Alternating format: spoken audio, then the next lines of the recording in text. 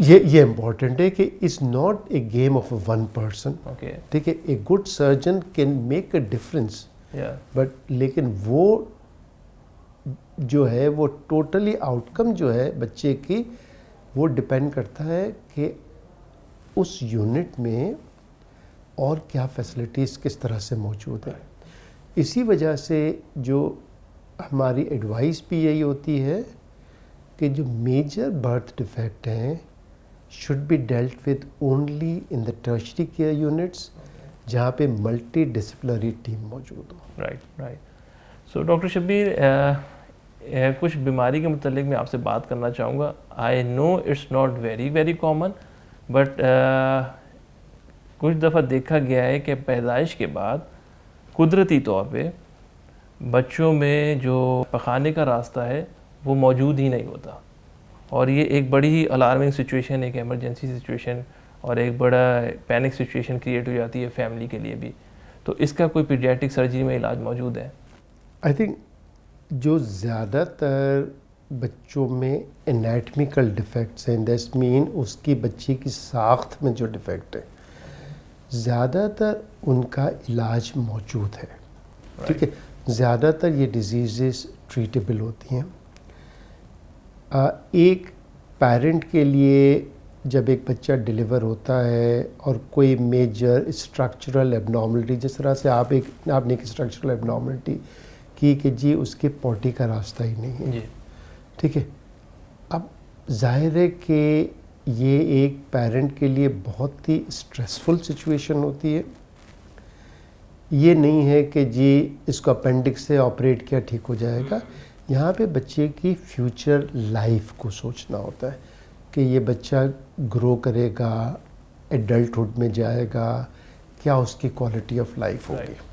ठीक है, now fortunately अब जो मेजॉरिटी इस किस्म के स्ट्रक्चरल डिफेक्ट्स हैं, जिसमें आपने जो कहा कि जिसको हम इम्परफोरेट एनस कहते हैं, कि बच्चे में पैदाइशी तौर पे हाजत की जगह न बनी हुई हो, ये नियरली 100% ट्रीटेबल है। Treatable not in the sense कि एक पॉटी का रास्ता बन जाए, बल्कि वो इस किस्म का कि जिस पे मुकम्मल कंट्रोल हो और बच्चे की आगे की जो लाइफ जो है, क्वालिटी ऑफ लाइफ भी मुतासिर ना हो, and he could be as any other individual जिसमें उसके पास भी वही सारी अपॉर्चुनिटीज़ अवेल करने की सलाहियत मौजूद हो जैसे एक नॉर्मल हेल्दी इंडिविजुअल।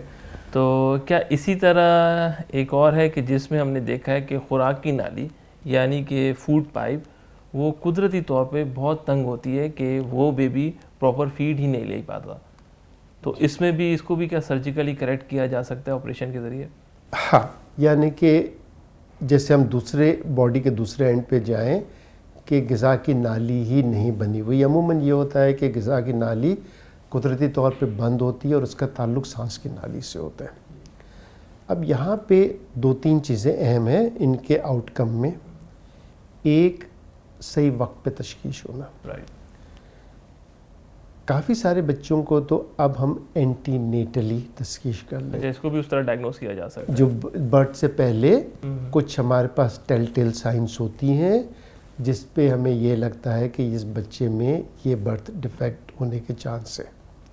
ठीक है, तो हम उसको पैदाइश से पहले ही हमें उस चीज़ का शुबा होता है, और हमारी कोशिश होती है कि ऐसे बच्चे जिनमें मेजर कंजेनाइटल एबनॉर्मलिटीज़ का हमें शुबा है, हम चाहते हैं कि उन बच्चों को डिलीवर किया जाए ऐसे सेंटर्स में जहाँ पे ये फैसिलिटीज़ मौजूद हो।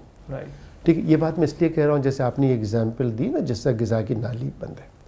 अब ग़िज़ा की नाली तंग है, बंद है और सांस की नाली से जुड़ी हुई है, ये बच्चा अगर किसी ऐसे सेंटर में मौजूद डिलीवर होता है जहाँ पे प्रॉपर न्यूनेटल केयर मौजूद नहीं है, और अनफॉर्चुनेटली इस बच्चे को पैदा होने के बाद फीड करा दिया गया, तो चांसेस है कि ये फीड सांस की नाली में चला जाए और उसको निमोनिया डेवलप हो जाए, एक नया चेस्ट इन्फेक्शन डेवलप हो जाए, और ये आपके आउटकम को एडवर्सली इफ़ेक्ट करेगा।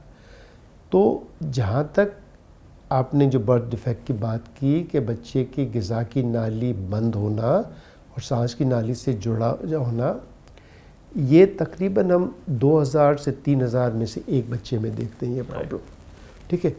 और इसके आउटकम में सर्जरी डेफिनेटली इम्पॉर्टेंट चीज़ है। टेक्निकली काफ़ी डिमांडिंग सर्जरी है कि एक बच्चे को जो 2 किलो या 3 किलो का है उसको हमें सीना खोल के ग़िज़ा की नाली को सांस की नाली से जुदा करके आपस में जोड़ना टेक्निकली डिमांडिंग है, उसमें काफ़ी कॉम्प्लेक्स प्रोसीजर है, लेकिन डेफिनेटली वो आउटकम को डिक्टेट करता है। लेकिन उससे ज़्यादा अहम इस बच्चे को हमने किस कंडीशन में रिसीव किया, कब रिसीव किया। अनफॉर्चुनेटली हमारे सिटी इन कराची, जो कि इसमें definitely rest of the Pakistan से ज़्यादा लिटरेसी है, बाज़ दफ़ा हमें 10-10, 15-15 दिन के बच्चे हो जाते हैं जिनकी ग़िज़ा की नाली बंद है, उसने फीड नहीं ले पा रहा, वो डिफरेंट टोटके हो रहे हैं और वो रेफ़र नहीं होता है बच्चा। और अनफॉर्चुनेटली बाय द टाइम वो हमारे पास आता है तो मेजर प्रॉब्लम जो इसके साथ है उसके साथ सेकेंडरी प्रॉब्लम्स बहुत सारे डेवलप हो जाते हैं, ठीक है। तो ये इम्पॉर्टेंट है कि जो केयर जो है right from the beginning, right from the conception से हमारा केयर हम प्रोवाइड करें, ताकि यही बच्चे अगर हमारे पास डिलीवर होते हैं इन हाउस जहाँ पे सारी फैसिलिटीज़ मौजूद हैं तो फौरी केयर दी जाती है, फौरी उसको लुक आफ्टर किया जाता है और नियरली 95% बच्चे सरवाइव कर जाते हैं विद मोर और less normal quality of life. तो यानी कि अगर पेरेंट्स को पता चल जाए डिलीवरी से पहले कि उनके बेबी में ये कंजेनिटल डिजीज़ है या ये बनावटी मसाइल हैं, तो उनको चाहिए वो किसी भी अच्छे टर्शियरी केयर हॉस्पिटल में डिलीवरी करवाएं ताकि बर वक्त ये बेबी की बीमारी को करेक्ट किया जा सके। आई थिंक ये डिसीशन जो है ना, आई थिंक हम थोड़ा सा उससे भी आगे जाएंगे कि एक अच्छा ऑब्स्टेट्रिशियन जब डिटेक्ट करता है कि उसके जो पेशेंट है, वो जो प्रेग्नेंट लेडी है जो हमल कैरी कर रही है उसमें कंजेनिटल डिफेक्ट हैं, तो इवन बिफोर बर्थ, ठीक है, बेहतर ये होता है कि पीडियाट्रिक सर्जन एंड न्यूनेटोलॉजिस्ट से काउंसलिंग की जाए, राइट। ताकि इसमें काउंसलिंग में हमें 2-3 चीज़ें अहम होती हैं। हमें फिर आपस में बैठ के, क्योंकि हर एक का स्फेयर ऑफ एक्सपर्टीज़ डिफरेंट होती है, जब स्फेयर ऑफ एक्सपर्टीज़ डिफरेंट होती है तो उनका जो चीज़ों को देखने का अंदाज़ होता है वो भी डिफरेंट होता है, ठीक है। तो हमें ये डिटरमाइन करना होता है क्या हम इस बच्चे को जहाँ पे ये बुक है वहीं पे डिलीवर हो सकता है या इसको किसी टर्शरी सेंटर में जाना है। अगर टर्शरी सेंटर में जाना है तो इसको कब डिलीवर करना है, डिलीवरी किस तरह से होगी, नॉर्मल डिलीवरी होगी या सिजेरियन होगा, और बर्थ के बाद क्या हम उसको look after. Very well said, very well said. So doctor Shabbir, इसी के साथ मैं प्रोग्राम के आखिरी सवाल की तरफ आता हूँ। हमने ये देखा है कि बहुत सारे बच्चे पैदाइश के बाद उनमें क्लेफ्ट पैलेट या क्लेफ्ट लिप यानी कि होंठ का कटा होना या तालू का कटा होना, ये बीमारियाँ अब देखी जाती हैं, तो क्या पीडियाट्रिक सर्जरी में इनका भी इलाज मौजूद है? हाँ बिल्कुल। आई थिंक जो कुछ डिफेक्ट्स जो कि ओब्वियसली विजिबल होती है बर्थ पे, वो पेरेंट्स में और पेरेंट्स के अराउंड जो लोगों में है उसमें हाईएस्ट एंजाइटी क्रिएट करती हैं, और cleft is one of them.